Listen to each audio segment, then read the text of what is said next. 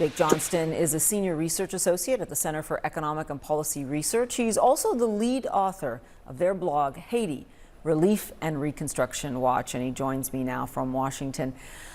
Good to have you here, Jake, for your analysis. It really was a shocking turn of events. If you look at what happened on their face, extraordinary even by Haitian standards, and that's saying something. But kind of try and take step back for us and let us know what was going on in Haiti before this incident. Yeah, and thanks for having me. So I think it's true, many are sort of looking today at Haiti for the first time, right? But I think, it's really important to understand that this is something that has been developing and ongoing for months and even years, right? In a context of near total media silence, right? And so really beginning in 2018, you saw the rise of this unprecedented movement against corruption, nationwide protests targeting officials from both the Moise administration as well as his predecessor, Michel Martelly's government. Now, that government was met with brutal repression. And since 2018, there have been at least 12 massacres in Port-au-Prince, right? That have largely targeted neighborhoods that were the center of these protests. You've had local human rights organizations, as well as the United Nations, document links between these armed civilian groups that have perpetrated the massacres with state officials, including police, former and current, and government ministers, right? Just last week, a prominent anti-corruption activist and a journalist were assassinated. And this has all been met with glaring impunity, right? So when you talk to Haitians who may be shocked but not surprised, this is why, right? Haitians have been living every day in fear of their lives.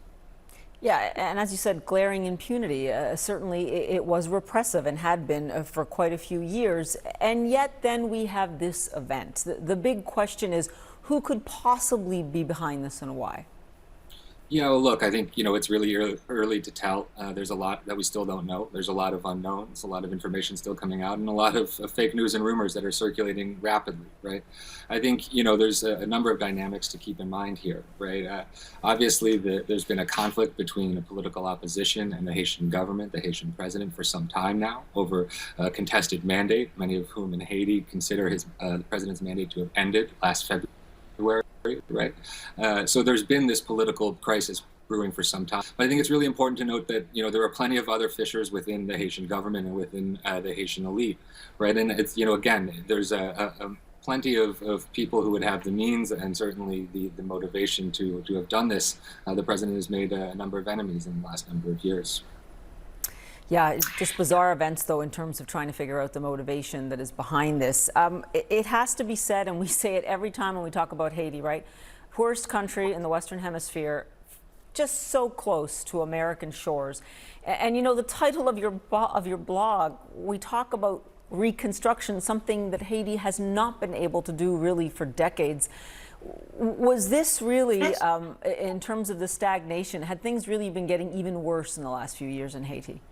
Yeah, well, look, I mean, I know, every report about Haiti has to include the line that it's the poorest country in the Western Hemisphere, right? I think a far more relevant fact is its position as the first, nation founded after a successful slave revolt, the first nation to have successfully and permanently abolished slavery in 1804, right? It's a country that has paid dearly for that historic achievement for centuries, right? And when you look at the current environment in Haiti, the current situation in Haiti, it's impossible not to look at the role of international actors in bringing the situation to the current fore.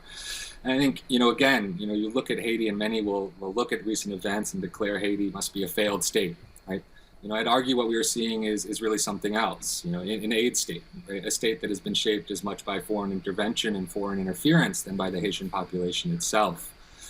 Really, in previous decades and since the Haitian earthquake in 2010, you've seen the virtual outsourcing of the entire public administration to NGOs, church groups, and development organizations.